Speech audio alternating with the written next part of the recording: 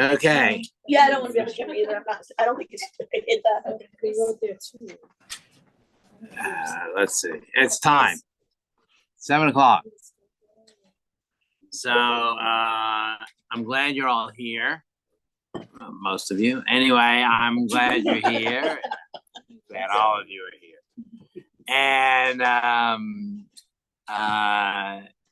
what I envisioned is that a lot of times when I do the introduction to Judaism class, I don't have time to get into some of the things that I really would like to talk about, and I touch on them, and we don't have time for questions, and I put together this course that I call Judaism 201. I still don't have time to do everything I want to do, so I guess there'll have to be a 301. But I can't help it.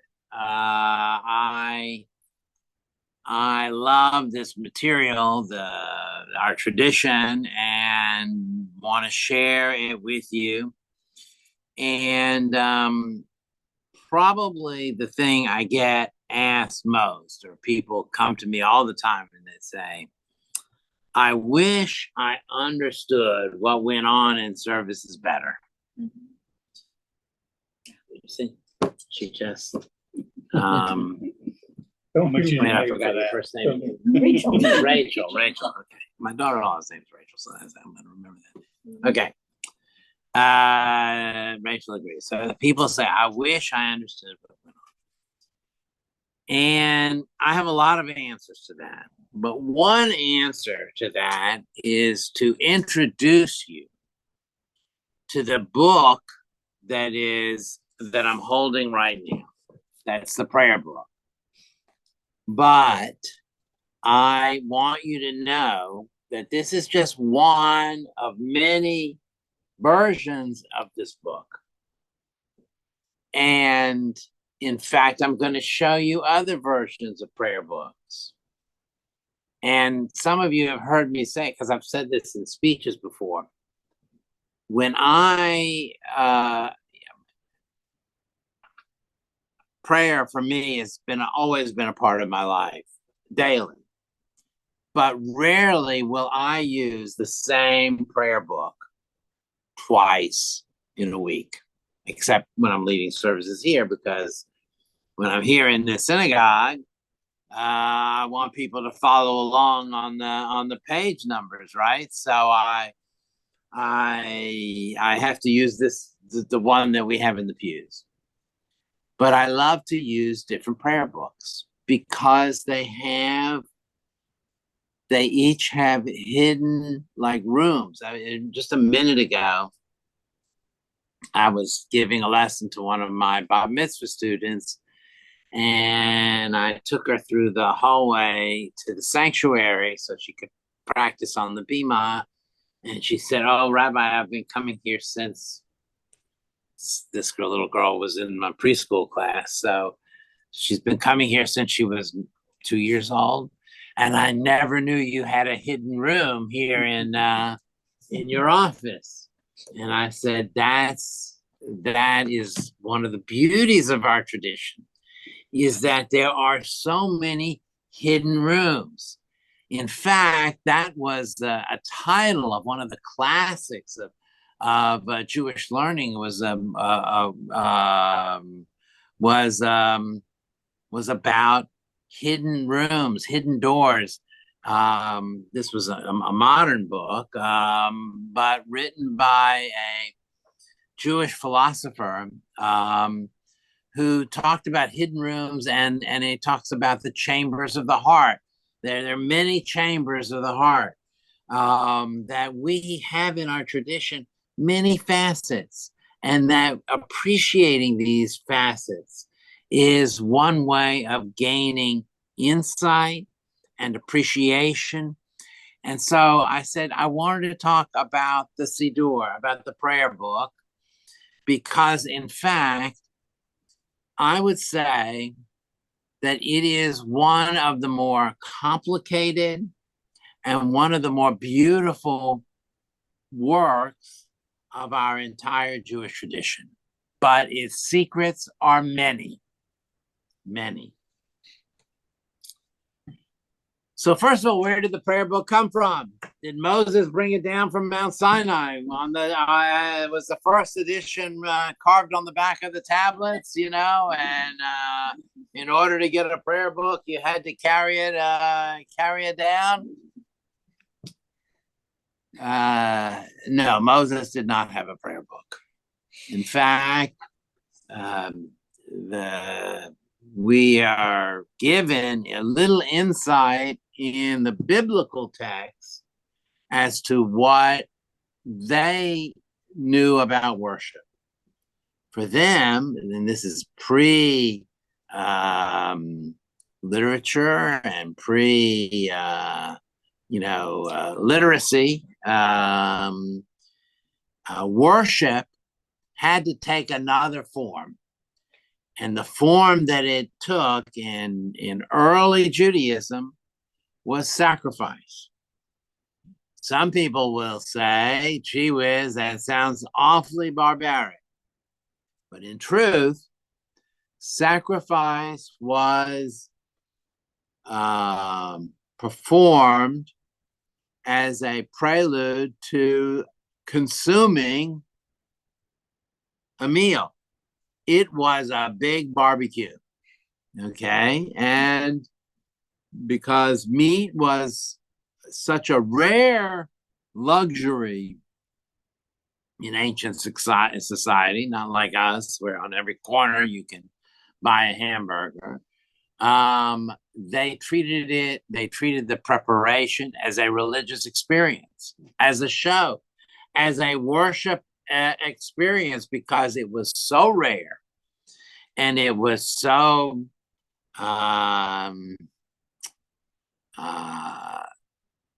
it was so different than other experiences. And you can understand that the slaughtering of an animal in a ritual way was something that was reserved for very special times. That was early worship. But Jews would abandon worship via sacrifice. The rabbis tell us they abandoned worship via sacrifice at the time of the destruction of the Second Temple. When the temple was no longer available, sacrifice ended.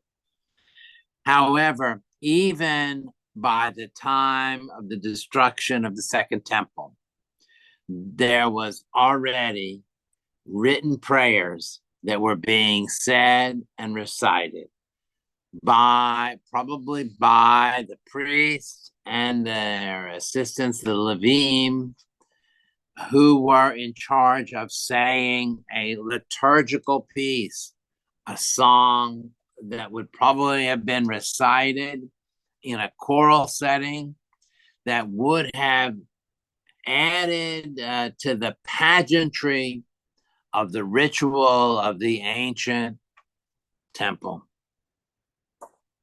That was the beginning of a written liturgy. Also, as the number of Jews grew and as Jews spread out away from a centralized location, they would seek ways of communing, or you could say communing with God, or ways of celebrating a religious tradition. And they would use those songs in synagogues, in places that were spread out from the central temple in Jerusalem for some sort of basic liturgy. We believe that that's how prayer began, and that it was simultaneous or near the end of the Second temple, and that by the time the temple was destroyed, Jews were already understanding that a ritual of prayer was more acceptable, more palatable than a ritual of animal sacrifice. Had they really wanted to start animal sacrifice again, they would have found a way. But instead, they began to develop a prayer service. And it began with an early prayer. We believe the first prayers that were said in the temple were the Psalms, were what we know as the book of Psalms. To this very day, the book of Psalms makes up the bulk of our prayer book. These were ancient poems, many of them attributed to King David, others to other kings, other famous personalities, but the poems themselves were complex pieces of Hebrew poetry. And Hebrew poetry is not the same thing as English poetry. Hebrew poetry was a way of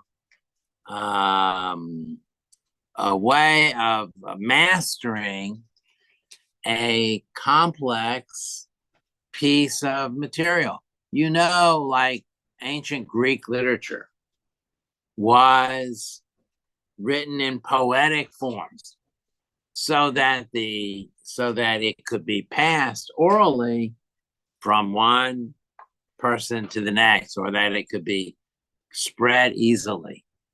The Psalms are that way too. They are pieces of poetry, but not rhyming, not necessarily rhyming, but pieces of poetry that would have probably started out as memorized, but eventually would be written down as language developed, as writing developed, and as the technology of writing developed, and access to parchment and things like that, ink and things like that. Yes, sir. Can you give us any kind of date for this second time? Well, Yeah. it was in the like, I would say like the 300 to 600 BC. Somewhere in there was when this liturgy was being developed. What about the first prayer books? Well, we don't have the first prayer books. We don't have the first Siddurim. But we do have prayer books. We do know of pieces of prayer books, and we do have evidence of prayer books, the earliest being around the 1400s. That would be when the first official prayer books would be written. The British Library has a lot of manuscripts and things. Sure, their British Library, the Jewish Museum, and the Israel Museum in Israel. And we have ancient. So long a gap in there, though, right? Yes, but remember, even though they may have had these things, they would have been handwritten, and they would not have necessarily been distributed in any large quantity. So the chances of something surviving would be, very low. But in around the 1400s, we know there were prayer books written for wealthy people who could afford to have a prayer book written. And by that time, there was already a format for the religious service. It would have in the center of the service, the Amidah, what we call the standing silent prayer. In the Talmud, they simply call that tefillah, the prayer. Now, I could do a whole class on that prayer. on that part of the service. But what I want to tell you is that what most of you know as the Amidah is the Amidah for Shabbat. The Amidah for Shabbat is a shadow of the real Amidah, which is the weekday standing silent prayer, the weekday prayer. The weekday prayer is a very practical prayer. We pray for health. We pray for business success, you know. We pray for world peace. We pray for safety and security. It's a very practical prayer. It's a prayer where we pray for the things that we want. It's made up of 17 individual sections, eventually 18 sections, 19 sections, the first 18, then 19 sections would be added to it, each one having a theme to it. And that makes our Amidah today. But on Shabbat, we do not ask God for anything. We don't request anything on Shabbat. So the Amidah, the Shemona Esrei, what we call the Shemona Esrei, deletes or substitutes the idea of Shabbat being a day of rest for each one of the 18, 19 blessings. So if you come on Shabbat and you read the Amidah and you are not aware that it is a departure from the weekly service, you might misunderstand what's exactly going on, because Shabbat has come and it is different. Anyway, that's a subject for another class. What I wanted to do in this class is to introduce you to what a prayer book has in it and what are some of the riches in a prayer book. And I also want to assure you that when you come to a service, your job is not to keep up with me calling out the numbers, okay? I hear this all the time, that people say, when I come to services, I'm so busy trying to keep up with the rabbi when he says page 48, page 24.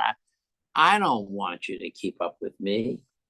I want you to have an authentic experience on your own, but I want to tell you where we are. Some people are so distracted by me announcing the page or them trying to keep up with the service that they never have that personal experience of being able to go inside themselves. You don't have to keep, in a Jewish service, you don't have to keep up with the leader. You can be on a totally different page. I can say, please rise, and you can sit down. I can say, please sit down, and you can rise. You are a free individual. We're not the kind of people who you have to follow exactly what I'm doing. If I say there's a fire, you do have to leave the building, however. So I don't want it, let's not take it that far. But let me introduce you to some of what I think are the treasures of any prayer book. The first is the introduction. Almost every prayer book, if you have one in front of you, you can look at it, but you don't have to look at it. Almost every prayer book. Tota did one of them, didn't he? Yeah, there are hundreds of prayer books. I'm going to talk about that in a minute. Not hundreds of volumes, but hundreds of different types of prayer book. Yeah. Every prayer book, modern prayer book, is going to have some kind of introduction. This particular one in front of you, this introduction goes on for about 21 pages. 21 pages of notes, of introduction. This is important material. This is the author of this book. The author, and this particular book was written by a group of authors. This is the person who wrote this book trying to share with you some of what they understand about Jewish prayer and what they want you to know and to hear. I would say that if you came to services and all you did was to read the introduction for the whole service and really understood what was being said, that's great. That's fantastic. So I say learn and learn from and experience the introduction. Almost every prayer book also will have a table of contents in the front of it. Okay, now you might say to yourself, of course it has a table of contents. Well, it does, but I don't. I think table of contents, I happen to like looking at table of contents, and I happen to like, seeing what's there. You will see, for example, in this particular one, that there are sections for Shabbat and festivals in the synagogue, at home, weekday services, holiday services, prayers for the land of Israel, prayers for peace, a whole bunch of materials here that maybe you've never even looked at, okay? And that may be of interest to you. This is the front of the book.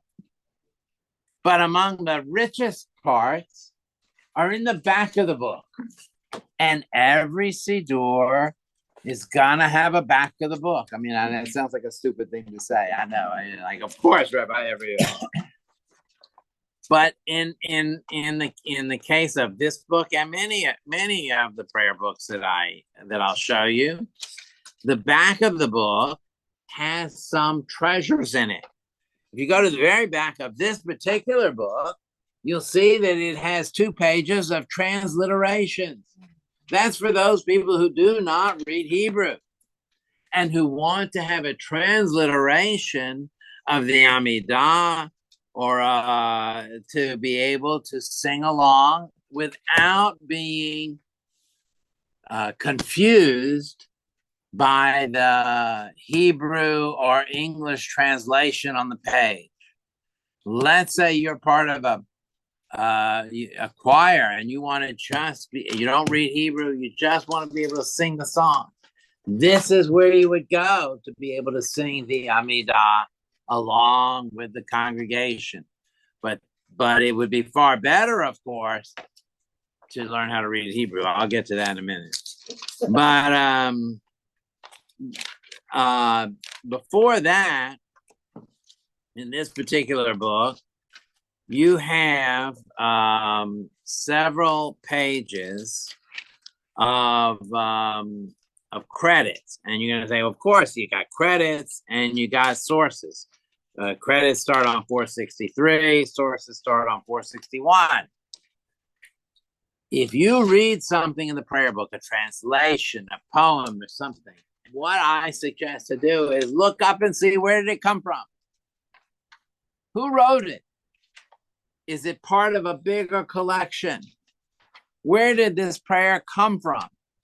A lot of people have had the prayer book in their hands for years and are not aware that the book is annotated and gives you the source material. And what should you do with that? You should go find the source material and look at the sources. Some of those books are going to be available here in the synagogue library. Others are available online. Others are available for free. But if a poem or something you read piques your interest, it's worthwhile seeing it, not just out of context, but in context with a bigger piece. And this material is here. And it doesn't have to, by the way, they spent a lot of work putting the sources and credits in here. Partially because we have a teaching in Pirkei Avot, in the ethics of the Father, that says that whenever you use material from someplace else, you are required, according to Jewish law, to do it b'shem amro, in the name of the person who said it. So giving the credit here is part of our Jewish desire to fulfill the mitzvah of saying who said it and where did it come from. So by page, by the way, if you look on 461, you'll see it's by page. So if you read something on page 78 that interested you, you could see where did it come from, and maybe you might be interested in looking it up. On page 458 in the back of this book is a glossary of historical figures. Sitting in services, read the name of someone who wrote something in one of the margins. Who the heck is that? Look it up. Here you got it. Here you have the names of the people who are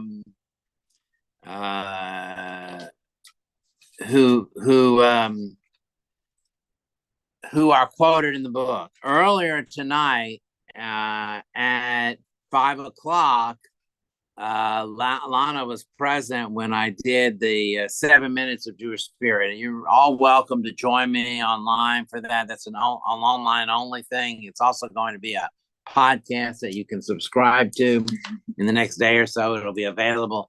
But every Tuesday night at 5:00, I do something called 7 minutes of Jewish Spirit. And it's never over 7 minutes long, and I do one teaching. And generally, I'm going to be using this year a book that was written by Levi Yitzchak of Berdichev. Lana, that's who you asked me about. Levi, L-E-V-I, Yitzchak of Berdichev. He is noted here. He lived from 1740 to 1810. One of the most influential of the early Hasidic masters and a key figure in the establishment of Polish Hasidim, author of Kedushat Levi. And Kedushat Levi is the book that I'm using for that afternoon. Who translates the book? Well, I have the book in translation, but there are a number of translations available. I use the book in the original Hebrew, though, but you can, almost every one of the classic Jewish works are translated and available for free online at Sefaria.com. But,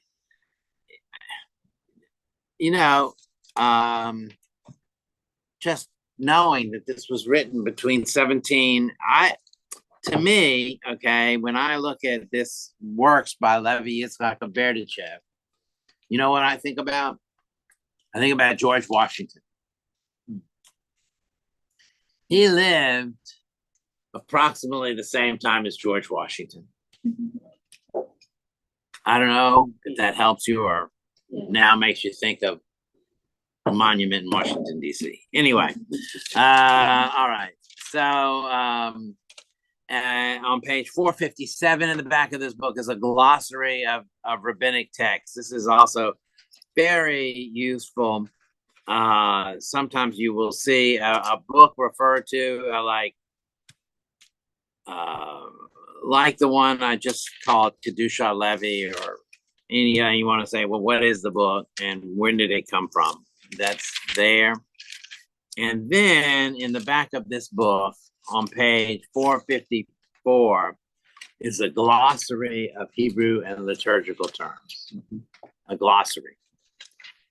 And again, this book is meant to be used while you're sitting in services. So you read a term, you're not quite sure what it means. And people are always asking, well, Rabbi, explain to me what is Amida, or explain to me what is Midrash, or explain to me. Well, here you can look up the term. Not every term is going to be here, But a lot of terms are going to be here. For example, there is an entry on Midrash that I just said. There's an entry on Mishaberach. Lots of entries here. Then in the back comes this section of miscellaneous prayers. There are all kinds of occasions where we have a desire to reference some miscellaneous prayer. Where are you going to find the Star Spangled Banner, America the Beautiful, or Oh Canada? Used sometimes in liturgical settings. But these prayers are useful. Yesterday, it was today. It's been a long day, guys. Okay. This morning in Minyan, I included Psalm 121, which appears on page 450 in this book. And I included it. It's a prayer for times of tragedy. The reason I included it was because last night I was at on campus for that very dramatic and somewhat dangerous event that we had on campus. And Rabbi Zinn, my colleague at Hillel, referenced Psalm 121. He also did a reading of Psalm 23. And that's here. By the way, sometimes someone will say to you something about Psalms on page 460 in the back of this prayer book, in the back of many prayer books, is a list by number of the Psalms that appear in the prayer book. Now, the book of Psalms is a book of the Bible. There are 150 Psalms in the Bible. Not all of them appear in the prayer book, but many of them do. And if you wanted to know where a prayer appears in a particular prayer book, you can go to this index. If you know what Psalm you're looking for, if you're looking for Psalm 121, you'll see it appears both on page 288 and on page 450. I have a question for you. Yeah. So looking at this, which is amazing to actually see it here. Mm-hmm. Two questions. How come they're not all there? Because I know this isn't the book of Psalms. Mm-hmm. And then why are they in this order? Should they be in order? Does it matter?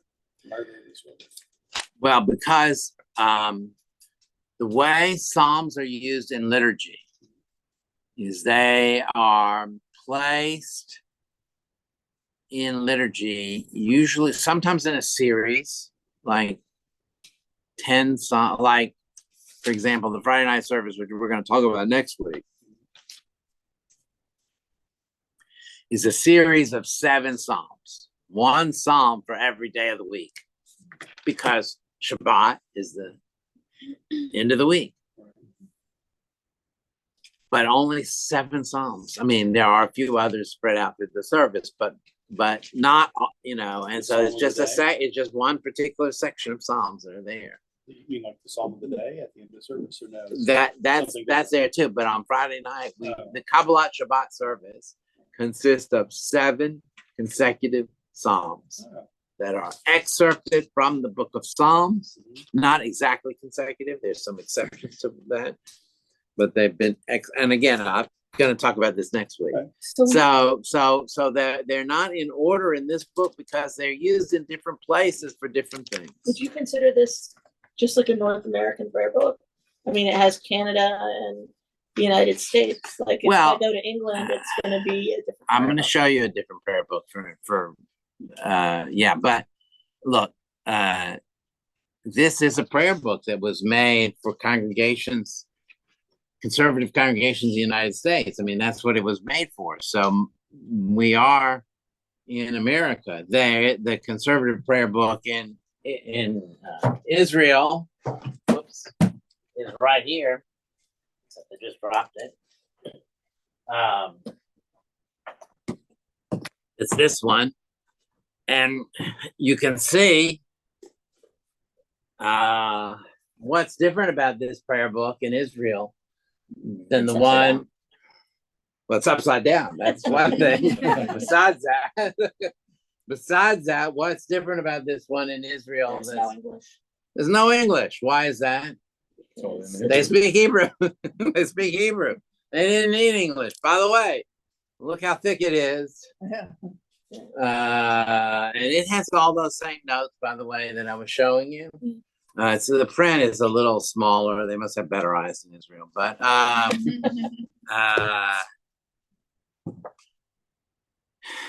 there is, I will just say to you, I was a little bit involved in the production of this particular prayer book because the main editor, the chief editor of this prayer book was a good friend of mine from rabbinical school. And the amount of work that goes into the design of a book that's used in prayer settings is a tremendous amount of work. Everything from the typography to how much white space is on a page to the thickness, the total thickness of the book so that it fits in the pew. Okay, and the pages, the quality of the page of the paper, it's a big deal. The congregation that I was a member of in Mount Dora, here, the Siddur was written by the rabbi. Yeah, sure, why not? And in my spare time, I would do that. Yeah. Sure, no. There are hundreds and hundreds of prayer books, and in many ways, like I recommend you should write your own Haggadah. You know, I really believe that you want to have a good Passover, you want to have a good Passover, a good Seder, write your own Haggadah. Okay, but you know, do it in your spare time. You know, I mean, you have to have the time to want to do it. Most of us would rather just pick something up from Maxwell House. Anyway, but to write your own prayer book is a beautiful, beautiful thing to do. And there are actually now websites. There's one called starts with an R. I can't think of it right this second. Like something like it's a company that has a website where you can pick pages, okay, and then assemble your prayer book, and then use your printer to print it out, or use their printer and pay them to print it out. So and it has all kind of poetic readings. There must be things that have to be in the character. Well, and you just edit it the way you want it. We live in a free country. You can do what you want, and so I'll get to that in a minute. Let's finish going through this, and then we're going to come to the variety of prayer books and what there is. So then, and then in the back of you have a number of different blessings for different occasions. Things like prayers for a baby naming or a wedding or anniversary or things like that, obviously used in the synagogue. Now, otherwise, going back to the table of contents, you see that a prayer book like this thick, has been organized primarily for use in a congregation on Shabbat and festivals. What does that mean? That means there must be another prayer book for weekdays and another prayer book for high holidays. So in fact, if you were here on the high holidays, you saw, I didn't bring one with me, but there's some in the room, I think, a brown colored book that was the prayers for the high holidays. Some of the prayers are the same. Most are very different because it is a different liturgy, a different set of prayers, a different organization. This particular prayer book a lot of attention was paid to a feature that people had been asking for. People said, I want to know where the prayer that I'm reading came from, what it means, and what it means, why is it here? If you open up this particular prayer book, you will see that in the right-hand column on every page is a comment on the prayer on that page. Now, you can't give a whole class on a page in the margins of a page, but it gives some information. On the extreme left-hand side of this prayer book is a poetic offering, not a substitute, but an offering, a poetic piece that is a reflection on the prayer in the center.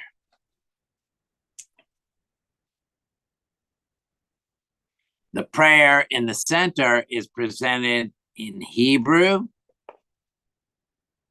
and in English. The translation is a touchy thing in a prayer book. Every prayer book, you're going to find that the translation is going to be a little bit different. Why is that? It's not because the author was ignorant. It's because when you translate from one language to another, especially when you want to put it in a format that's in the context of prayer, the translator has to make certain decisions about how to translate something. So some people will say, well, why can't I just have a prayer book where every word is translated? There are prayer books like that. They are available, where above every word is the English translation. And you can just read it like that. But you'll have to make your own interpolation, because you might have two words next to each other that in normal English we wouldn't put next to each other, because Hebrew has a different grammatical form than English. The grammatical form of Hebrew, as you know, is not the same as English. So if you just translate each word and you write the English word above it, the sentence won't come out like an English sentence. It'll come out. Same thing is true of like Spanish or Italian or French. The grammatical structure is different. So when you translate from Spanish into English, you may have to transpose where the verb and the noun are in order to get a sentence that is familiar to the English reader. In addition, the translator wants to make it so that it flows for the person who is not fluent in Hebrew at all, but who wants to pray in the language that they understand. So it's not just a translation. In some cases, it's an interpretation, so that it is a flowing interpretation. Are there different editions of this? Yes, of course. Because the Heschel quote that I love so much is on a different page in this one. Yeah, sure. As books are reprinted, they get different. Yeah, they get. So when Jewish people prayed in Poland, yes, was it in Yiddish? Because that was their. No, they prayed in Hebrew. So they prayed in Hebrew, but did their prayer books have translations in Yiddish? Yeah. Some did, yes. And some had Bibles that were written in Yiddish, and some, but translation was not as necessary then as it is now, not because people understood Hebrew better, but because there was less of a demand to understand necessarily what's going on. Some people will say, oh, they knew Hebrew better. And maybe they did. They did know other things better, like science or math, but they might have known more Hebrew than the average American person. Now, you're right. The other thing in this book is that you're going to find throughout this particular one, you're going to find transliteration on almost every page of the parts that we sing aloud, not of the whole prayer, but just the parts that we sing aloud, because they couldn't fit transliteration for everything in here. There are prayer books, the one we use in the Circle Minion, for example, where the entire page is transliterated. When you do that, you have to give up space for other things, or you have to cut something else out. And there's also instructions. This is for Shabbat. This is for weekdays. Stand here, sit down here. This is a copy of the conservative prayer book in Israel. I use this book. Are the prayers exactly the same? No. Their order of prayers vary, and that's what you said. That you can find wild, very, very different across generations, versions of prayers.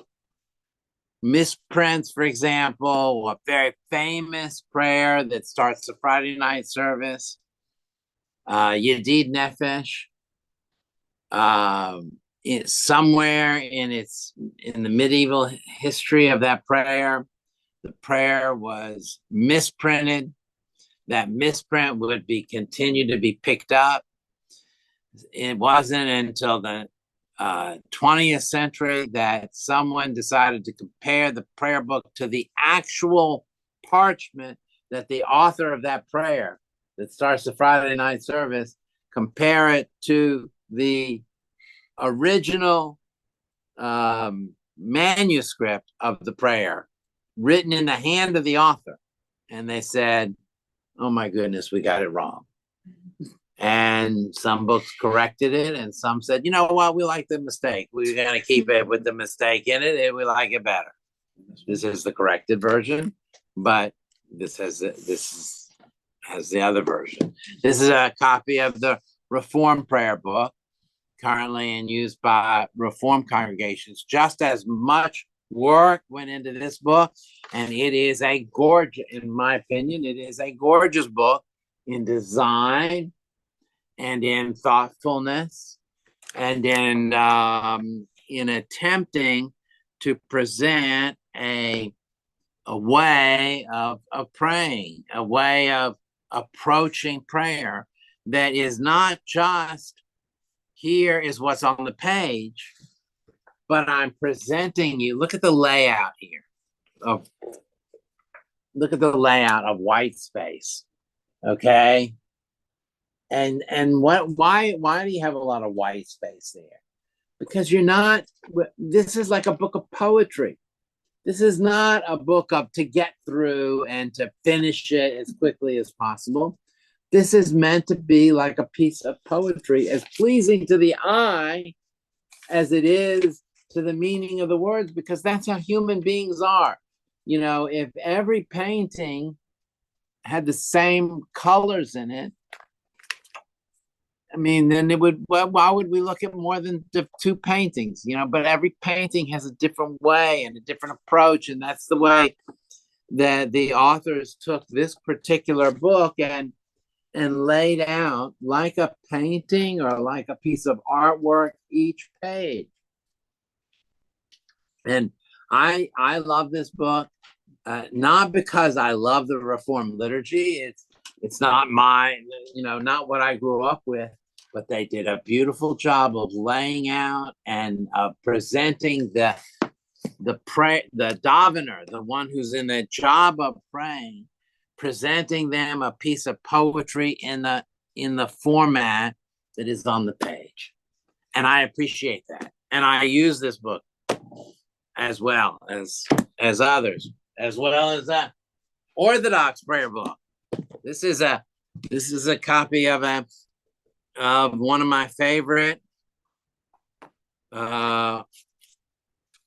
Orthodox prayer books. Okay, the one I particularly like for me. I much prefer a prayer book without the English translation. That happens to be, because I've spent a lot of my life, studying and learning Hebrew. And I would much prefer not to have the English there, because if the English is on the page, I'm gonna read the English as opposed to doing the work to translating it in my head. I'm not as fluent in Hebrew as I am in English. I'm not that fluent in English either, actually. But anyway, so I will look at the English translation, but I love the idea of working and saying, what does this mean? And then looking at the words and translating myself. But the text here is going to be a different Hebrew text, by the way, than this book. Okay, why? Because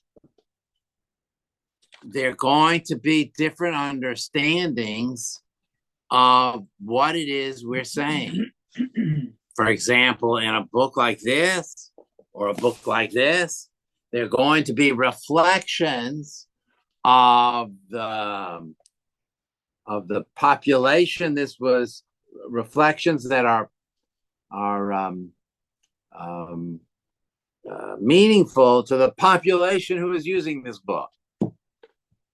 A good example is, how do we translate the words in the Amidah, the standing silent prayer? There's a prayer, blessed art thou, Lord our God, who gives us, in Hebrew it says, Mechaye Metim. Most often translated as everlasting life. Or it could mean a more literal translation, who gives us life after death.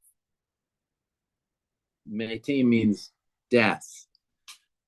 But everlasting life means, in English, might not mean life after death, might mean legacy after life. I mean, so for those in this book who would object to the idea of an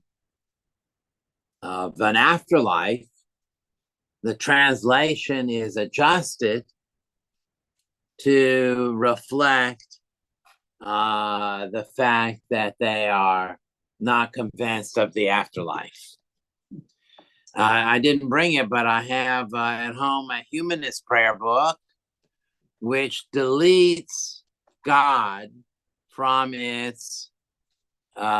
from any liturgical practice. There are renewal prayer books which refer to God in the feminine gender often, whereas a traditional prayer book generally will refer to God as in masculine gender. I mean, these are just different approaches. So no, the Hebrew is not the same. A Sephardic congregation uses a different liturgy than an Ashkenazic congregation. A Hasidic congregation uses a different liturgy than a Ashkenazi congregation.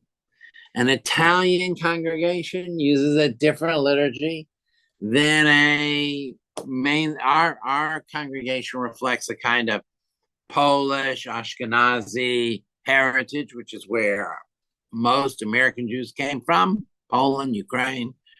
But there are many varieties of different kinds of prayer books and different kinds of liturgies. Another favorite prayer book of mine is the British prayer book, written by this particular one is by Rabbi Sir Jonathan Sacks, who passed away a few years ago. The Hebrew is almost identical to what's in our prayer book, but the English is British English, and there's no prayer for the President of the United States here. It's a prayer for the Queen, and I guess in the new editions, probably a prayer for the King. Here. So, But that would be modern Orthodox because they don't have conservative in England. they have conservative in English, and it's just called Reform. In England. In England, it's called Reform. Oh. Okay. Yes. I have the prayer book from my congregation in Connecticut when I was bar mitzvah. My You must be rabbi, very, very old. my rabbi, You were bar mitzvah at his congregation? Oh. I thought I know. Yeah. but my rabbi, he signed it for me, Uh-huh. and he said, "I hope this will help you," because I was not a very good student. And he said, "I hope this will help you in your journey through Judaism." And it's about the size of the English one. Yeah. And it's I still have it at home. No, by the way, I love the feel of different prayer books as well. I mean, the size, the thickness, the kind of paper. You know, sometimes they will have, you know, they're in the 1970s, there was a brilliant entrepreneur who came out of the Orthodox world and came up with the publishing house that he called Art Scroll. Oh. Now, the name is indicative of what was important to him. Art. Okay. He wanted to produce a traditional prayer book, and I didn't bring any old traditional prayer books with me, but I have a lot of them in my office. He wanted to make a traditional prayer book that was artistic. It was a revolution and valuable. I cannot tell you how good it was. It is, still is to this day. And I still am a fan and use their books.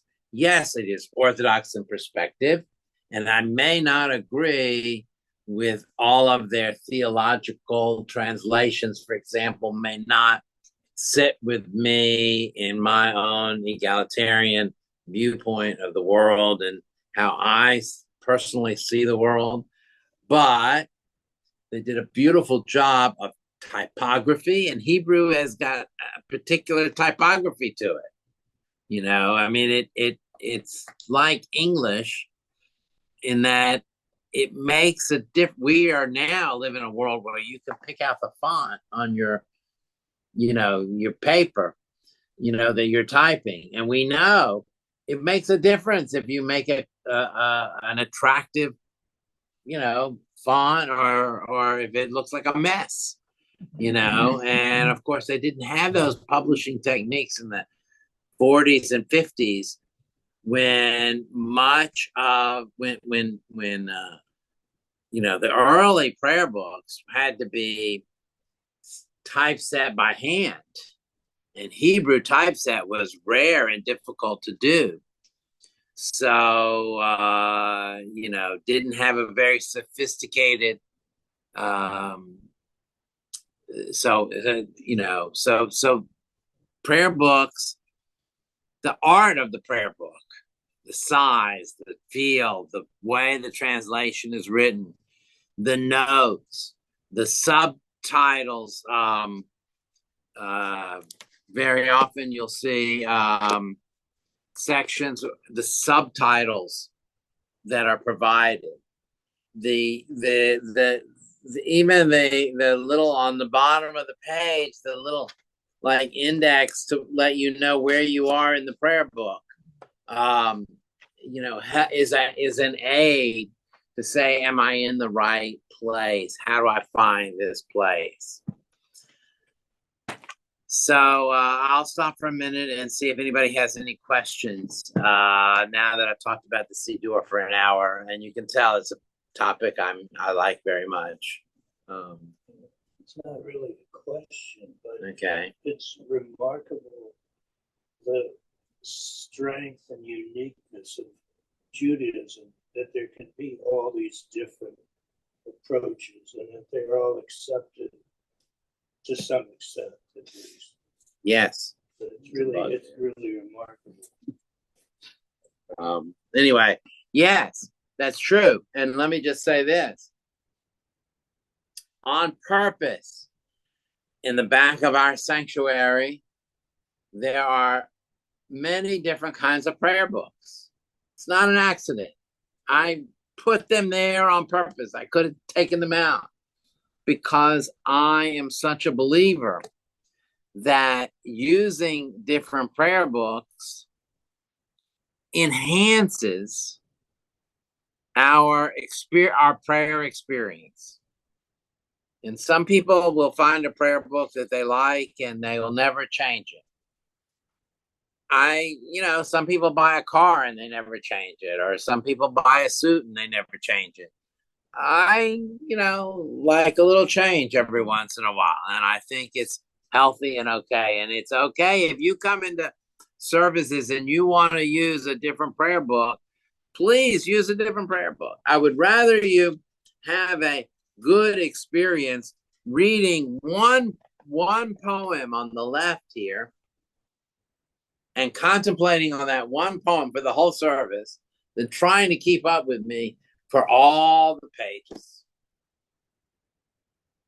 Okay, it's hard to do, and but we are conditioned in America. We're conditioned to come to a group experience and be on the same page. Our education system taught us that when the teacher says, turn to page 24, everybody turns to page 24. You don't want to be on the wrong page because teacher may come around and find that's not the way it has to be in our tradition. If I'm reading a poem on page 293 and I want to sit with that poem for the next 30 minutes, sit with that poem for the next 30 minutes and meditate on that poem and think about that poem and let that poem percolate in you. Yes. Why is shalom spelled differently here? Because the word is not shalom. It's shalom. It's shalem, which means whole. So it's the name of, that's also a beautiful thing. Everybody gets to pick their own name for their prayer books. So this one is called Lev Shalem. That's the name of the prayer book. It means whole heart. This one is called Mishkan Tefillah. The Mishkan is the worship space. Worship, and Tefillah is prayer, something like that. This one is called Va'ani Tefillati, and it's the beginning of a section, and my and I and my prayer, something like that is how I would translate this. From the beginning of the Amidah. Oh, okay. Okay. So every prayer book has its own name. This one is called, the British one, of course, is called the prayer book for the whole year. Not such a great name. But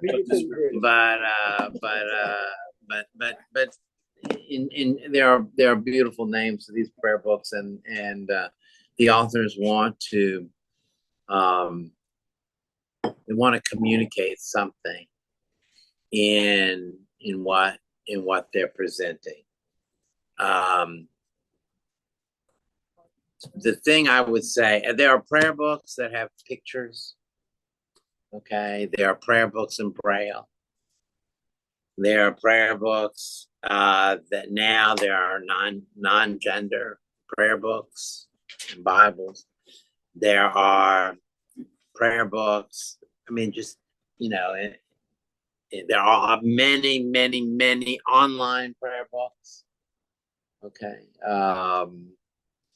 So the Siddur is Siddur itself, by the way, means like order, like Seder, the same word as Seder. So there are many versions of the Siddur, and I think they enrich us. And you're right. It speaks to the power of our tradition, that we can be one people, okay, but we can be many individuals and many individual congregations. And the way I've always approached this congregation is to say, it's okay that we don't have to be in the same book. That will make us richer and stronger. Yes, sir. I'm really proud of, or maybe just respectful. Yadi Nefesh is in feminine, isn't it? Yes, it is. And it's always been masculine everywhere else Yeah. that I'm aware of. So the Shabbat, part of that is that, so, and you can, but, think about that. We call the Sabbath queen, the Sabbath bride, the Sabbath bride. Shabbat is imagined to be like a bride coming in the room. What do we feel when we see a bride coming in the room? Usually it's something like, they're giving some kind of snide answer over there. But, a lot of times it's like something very beautiful, a beautiful moment when the bride enters and we feel uplifted and happy and joyous. It's supposed to be like a metaphor like that. And yes, it's in the feminine. But there are many, many, many intricacies and beautiful to our Jewish liturgy. And what I hope is that the prayer book, if you sit down in services next, by the way, so how do you know that a prayer book is not meant, that you are not meant to just sit here and look at the prayers that the rabbi calls on the page? Because a big part of the prayer book are things that we never read in a service.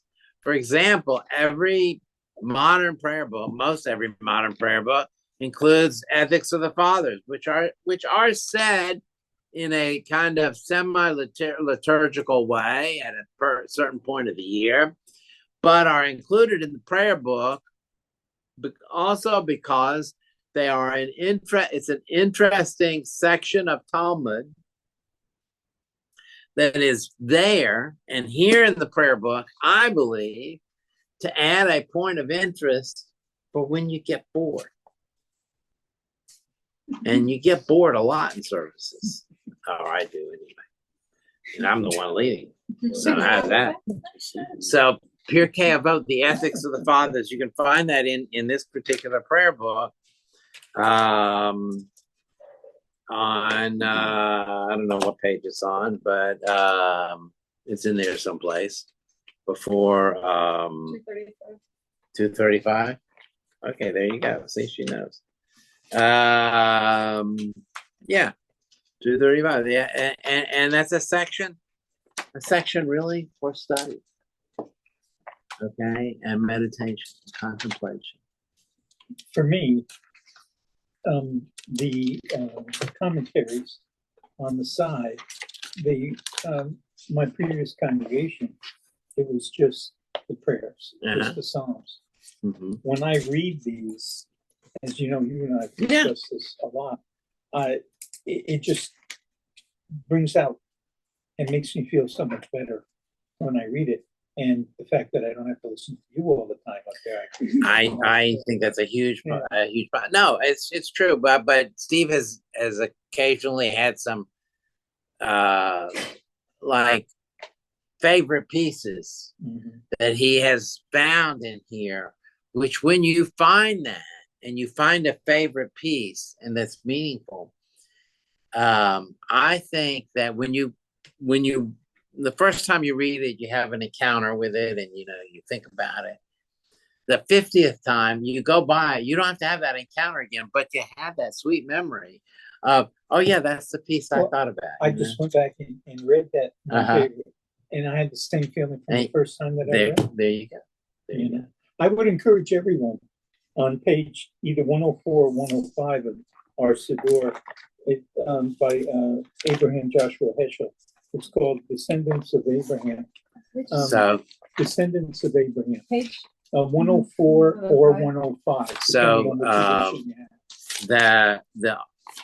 the two main authors of this book, one is a rabbi academic, and the other one is a rabbi poet, and they spent a tremendous amount of time picking out those readings, and they were all readings that were favorites of theirs. Yeah, So, sure got and me. you know,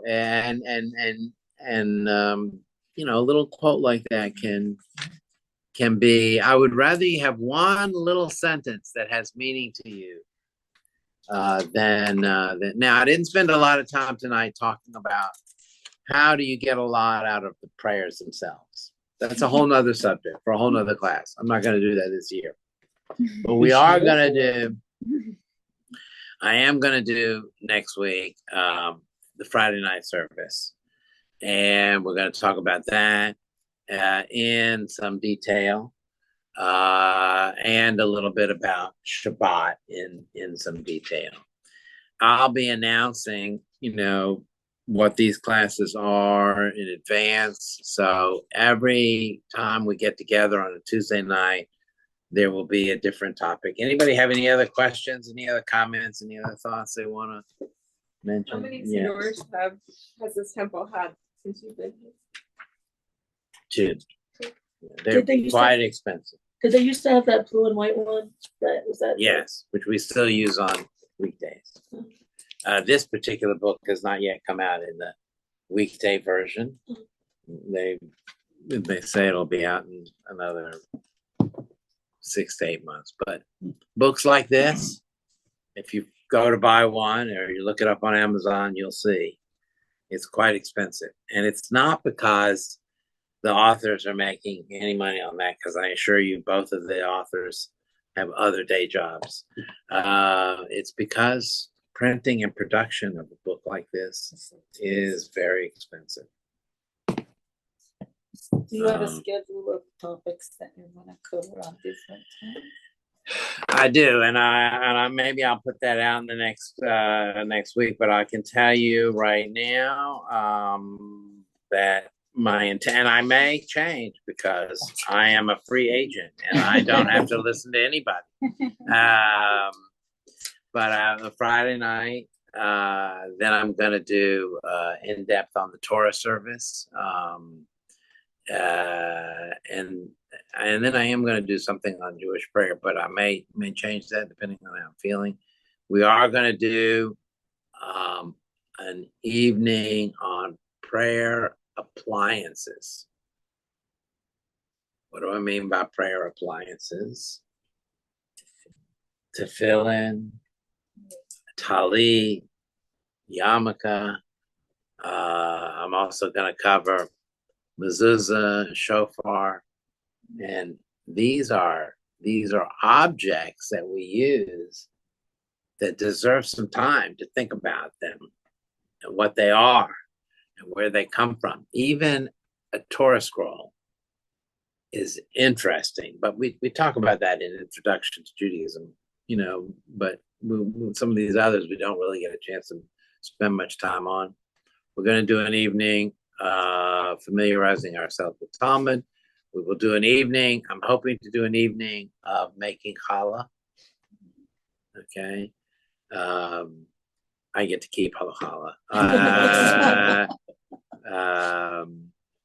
I'm hoping to do an evening on Jewish spirituality. I can see you as Gordon Ramsay. Yes, I'm not going to teach that class, but I don't know how to make challah. Actually, I have no idea. It's just like. But so anyway, that's and we're gonna have an evening on anti-Semitism in Judaism too as well. So different things that are going to come up, and something else may come up between now and then. Who knows? Did you designate a specific amount of weeks that this is gonna go till, or? I would like to go about 10 weeks. But we may get interrupted by life. So Are you recording the classes? I am recording the classes and they will be posted on the B'nai Israel website. There's a link to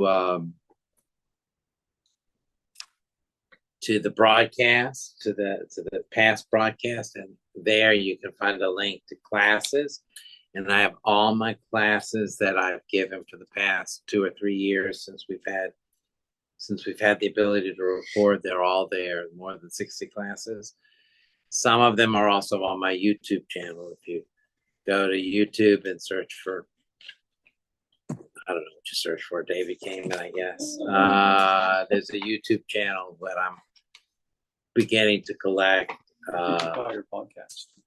I called my podcast Yeah, how do you search? 7 Minutes of Jewish Spirituality. Where's But that gonna be? It's going to be on Apple Podcasts and on Spotify Podcasts. But I just submitted it this morning, so it takes a while before it gets listed. And it will be a weekly thing. And the way that works, if you're not familiar with podcasts, is you subscribe, and every week the podcast is delivered automatically to your phone or to your computer, and you can listen to it. It's only 7 minutes long, so the idea is it's quick. So in other words, you did one today. How did people watch it? Today I did it. It's on Zoom, but then the audio will be. The podcast is just audio. So if we missed today and we want to hear it, where did we find it? Well, when I get It's not around to up yet. uploading it, since I haven't done it since I've been busy since 5 o'clock, So where do we it'll find be it? on that feed. It'll be on that podcast feed. On the podcast. Yeah, but it's also going to be on my. It's already on my YouTube channel. Oh, okay. I mean, Oh, little by little, I'm getting To stuff. Spotify. Introduction to 7 Minutes of Jewish Spirit. Oh, it's already on Spotify? I don't know if it's the right one. It says today 54 seconds. Yeah, that's it. That's just the introduction. Oh, That was okay. just me. Okay. That was just me testing to see how it worked. Yeah, it's just me. That's You cool. can listen and see how I sound. I was trying to test out the microphone and all that. But the 7 Your minutes of music. spirituality will not be posted on the website where. Is there the rest of the visual? classes It will are. be. That will be too. Every week, we're going to spend just a few That sounds really That sounds good. really good. in Good learning microphone. something It's Spotify. Jewish that. Yeah, it should be in the Apple Store as well. Or in the Apple. Yeah. Yes, thank you for that. Thank you all for being here. What is it? You're gonna call it Tuesday Night with David, So Tuesdays with Maury. Tuesday Yeah. Night with David. You got it. Everybody, thank you all online. Bye-bye, guys. Thank Bye, you. thank you. Thank you.